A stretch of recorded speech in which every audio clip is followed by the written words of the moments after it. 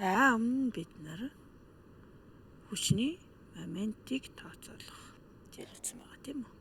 За бүгдээрээ энэ дээр харъя. Цэнхэр өнгөөр тэмдэглэсэн маань. За бөмбөгний маань масса бүгдээрээ 2 кг гэж үзье. За савааныхаа массыг бүгдээрээ 4 кг. За урт нь бол 1 м тийм ээ. За тэгэхэд одоо ямар даалгавар гүйцэтгэж байна вэ гэхээр зэрэг энэ бөмбөгөөр энэ савааг онох юм байгаа юм тийм үү. Тэгэхдээ хурдаа ойролцоогоор нэг 2.5 орчмоор мөргөх гэж байгаа юм. За ийм хурдтайгаар одоо за хүчний маань чиглэл болохоор яг энэ савааны маань үзүүрлүү мөргөх нь байна тийм ээ. За энэ тохиолдолд юуг авч үзэх юм бэ гэхээр энэ саваа маань хазааж байгаа хазаалтыг ашиглаад мөрнийхөө уртыг тодорхойлох юм байна. За одоо бүгдээр тэр үзүүрлүү нэг гүйлгээд үзье. За ойролцоогоор 2200-ны 37 градусын өнцгөр хазааж байна тийм ээ.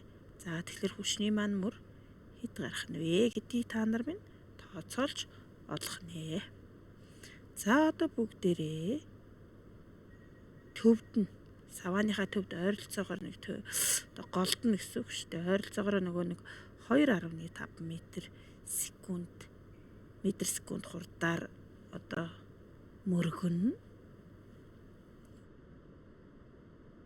За ингээ мөргөхлөөр зэрэг мэдээж саваа бас тодорхой өнцгөр хазайна тийм ээ. За энэ хазаасан өнцгөр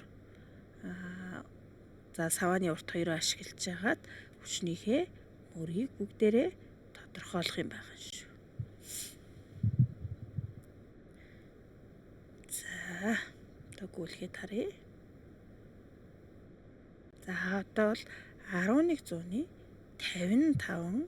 градусын орчмоор хазаалаа тийм ээ. За энэ утгыг их ашиглах нь байна шүү тийм үү. За дараагийн тохиолдолд нь болохоор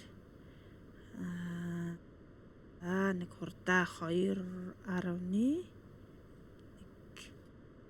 орчим болох хэвээр тийм ээ. За ингээд чангаагаад үзэхлээр зэрэг 230 болчиход байна.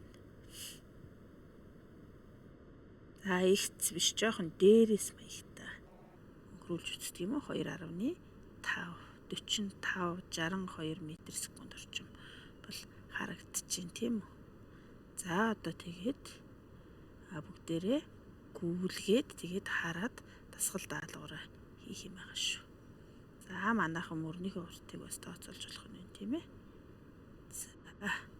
Хэдэн градус орчмоор байна? 1800-ны 4174 градус гэсэн үг тий. 10,000-ны 4174 градус байх нэ. За энэ утгуудыг ашиглаад мөрнийхөө уртыг